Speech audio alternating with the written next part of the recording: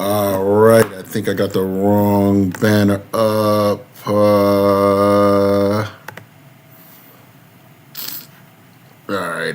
Let me change that. I meant to had the wrong. Let me just hide that. But let me. I have a wrong thing up, but let me just get into this conversation. Greetings, everybody. Haki Shakur Ahmed, the Success Scholar, the Honorable One, Asapo. Oh, let me get my side warrior flex here going on, but let me just talk a little bit. Lots has been discussed about this 700 Black Americans or diaspora that went to that went to that went to Ghana. I'm sorry, they went to Burkina Faso. I don't know how those numbers are authenticated, but I just have some very valuable analysis and experiences for local Black people here in the U.S. And so I had a great past few weeks just continuing to organize. We had a great time in Kenya, of course, a historical, monumental experience. But, as I was there, I did a live stream, and it was the same time that ADDI was, members were going. And for the record, just so everyone knows, I was and is a member of ADDI officially, but I did not go to Burkina Faso. And let me just sort of expand on that because I was first excited, enthused about the Wakanda One. Now, I've been doing some tremendous research in Africa and, just talking to people and watching, observing for years. Just started going to Tanzania some years ago. And so got a lot of valuable experience, mostly in the East African regions. I've been to a few places, South Africa and Ethiopia with the African Union. And so, but recently, there's been much, energy around Burkina Faso, and I wanted to really just be tactful for everyone because not all African countries are created equally, and I see that. And although what's going on with the Sahel countries and ECOWAS and many may believe, for instance, that they found gold, right? And I just don't know how Black people in America, for instance, will give up on what has been happening in Ghana to just run to another country. And so what's happening, and there are other communities that have done tremendous work in Africa, the Hebrew Israelite community, and many. I didn't go to Israel, but I was connected to some of the Hebrew Israelites. I never went beyond much of the teachings, but it inspired me enough to adopt the last name Ami after the bit Ami in Damona. And so I've gone through various adaptations in terms of my consciousness, in terms of my global African awareness, but certainly.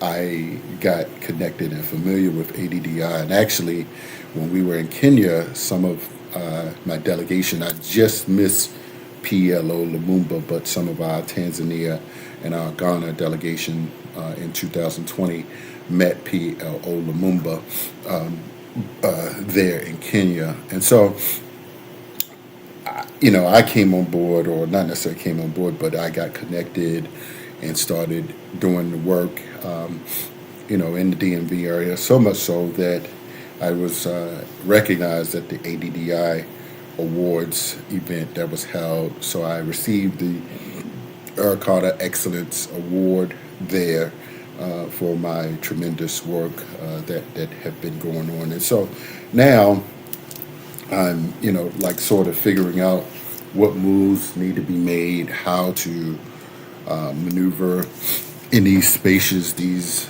diplomatic spaces. Being close to DC, you meet a lot of people, and certainly get invited to certain embassies, et cetera, et cetera. So I have a more internationalist orientation. I mean, although I'm in Maryland, I've made my inroads in some of the DC spaces. And let me just give a shout out. Many people, for instance, may not know who Melvin Foote is. And I just wanted to clarify something, because on a video that Dr. Arikana did responding to Oshay Duke and Go Black, she mentioned Melvin Foote. Melvin Foote, for those who may not know, he is, without question, the leading Pan-Africanist in the United States. I mean, there's certainly many others, of course, that do tremendous work. Brother James Smalls, Brada, of course, Dr. David Horn. I mean, there's some tremendous, phenomenal people, but certainly in the DC, DMV diplomatic area spaces, working internationally, like it is Melvin Foote. Now, Dr. Arikana, I don't know, she said something to the fact that some guy named Mel Foote. Now, I don't know what's that about. I don't know that whole history. Something about he spent $10,000. But let me just say, I've gone to the Tanzania embassy with Brother Mel Foote. I've gone to the Cuban embassy with Brother Melvin Foote. And I've recently had dinner with the Ivory Coast, had a lunch in with some of the Ivory Coast, the ambassador, at a very nice restaurant in D.C., all thanks to Melvin Foote. Now, what I did as well, some time before, I got Brother Mel Foote, intimately connected in the state of Maryland to Governor Wes Moore, at a strategic event during the Congressional Black Caucus weekend. And so, I'm saying whether, people online, because he not trying to get attention. Like, he not, trying to be on YouTube and go viral, and, maybe he should, I don't know, but he's just doing the work. He's setting up meetings, meeting ambassadors. He has a very long, and I'm quite sure a longer, he's a little senior to Dr. Arikana, but so I'm going to say a longer track record in this DC diplomatic spaces certainly in the U.S. And so, but my challenge was, see what happened for me, and this is what, I listened to both Oshay and Go Black to Africa, and I wasn't saying much. I didn't want to come off like as a hater to Dr. Arikana. She gave me an award. I'm grateful. In ADDI, I learned a whole lot. Like, some of the Zooms were like international, hundreds and thousands of people would come on the Zooms, and you can hear a lot of different conversations that really added to intellectually enhance my knowledge and experience more than what, Go Back to Africa and O'Shea.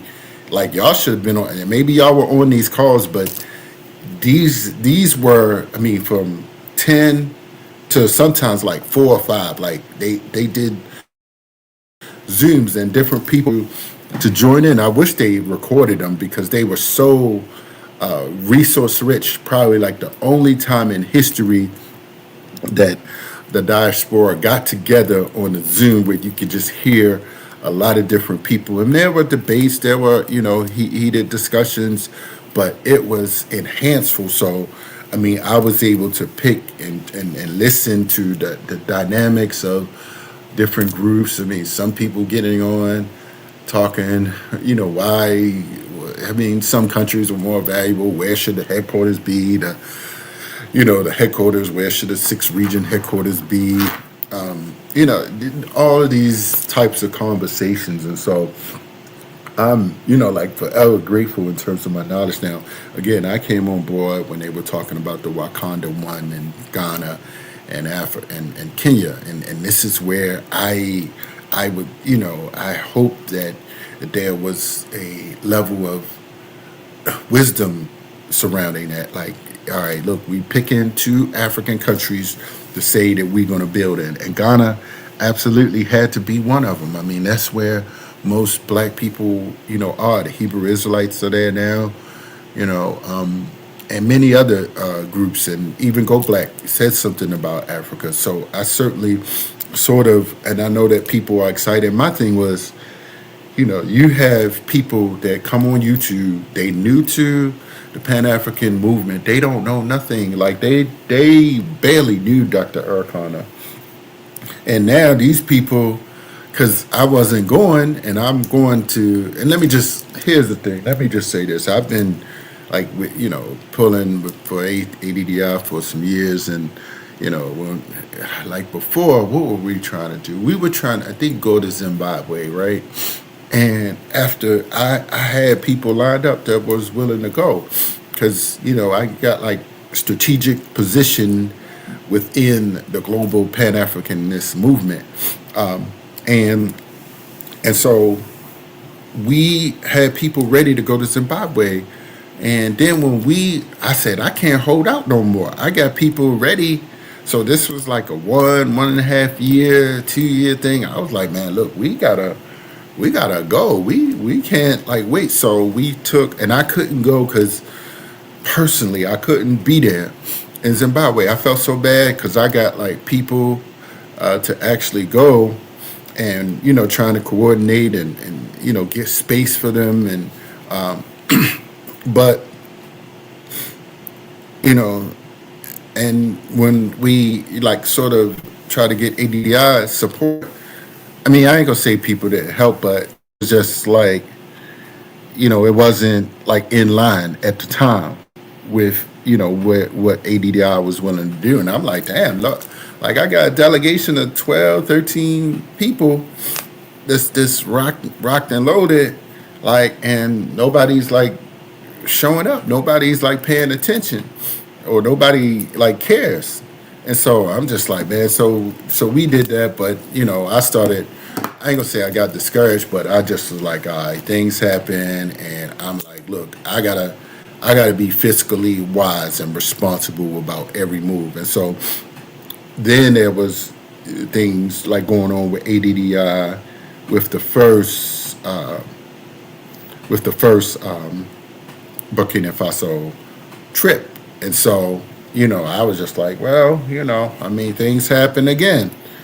And I was like, I'm using discernment. I'm using discernment in terms of my time, my money, how I need to move, how I need to be here. Because let me just say this.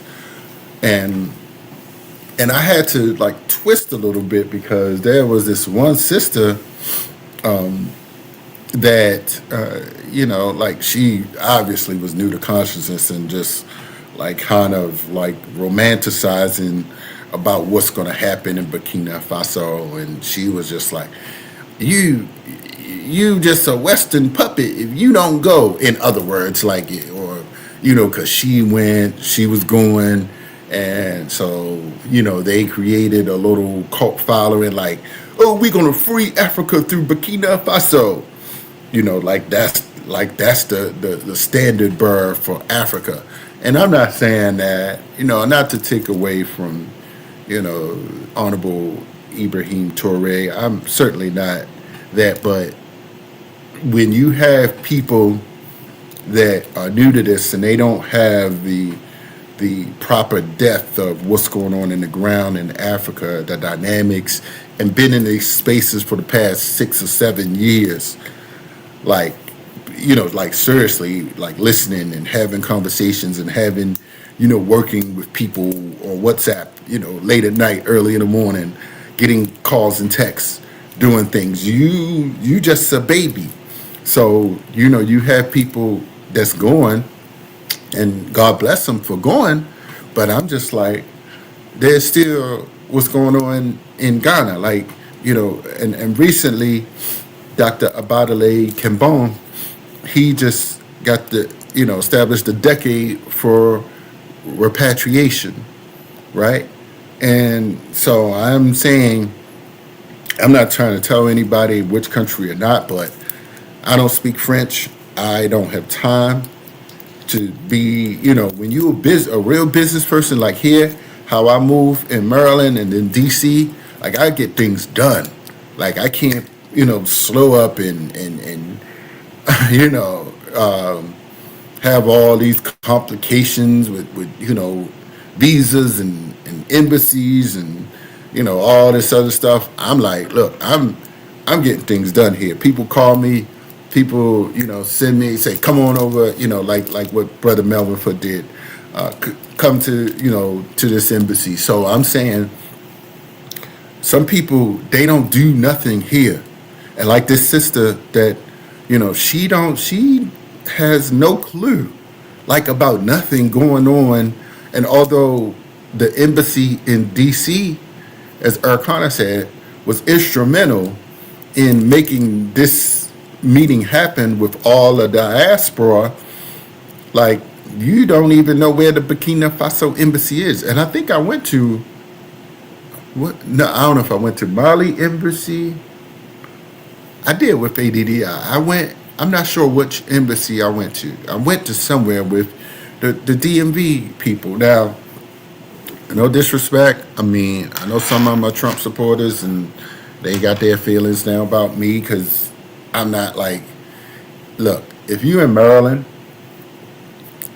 you're not going to be like a black Trump supporter. Like, you just, so, there's some weird dynamics going on with some ADDI folks. And so I'm just like, look, y'all ain't, I mean, I don't have time, like, whatever. Like, I'm not, like, I can't be ADDI Trump. Like, I don't know what's going on with all that, but I mean, and some people saying things about CIA in some of these spaces. I have no idea, but so I'm not like trying to entertain some of that stuff. So I know what's happening in Maryland, and so in Maryland, things are getting things popping.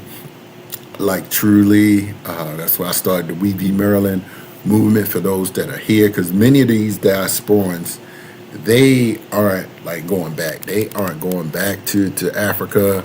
They not trying to take nobody back to Africa. They not trying to, help, those of us who are here that are taking people back to Africa. They don't want. They have no interest in none of. I ain't gonna say they don't have no interest, but they ain't doing nothing, to assist. And so, but yeah, so I just wanted to put some things out there to ensure that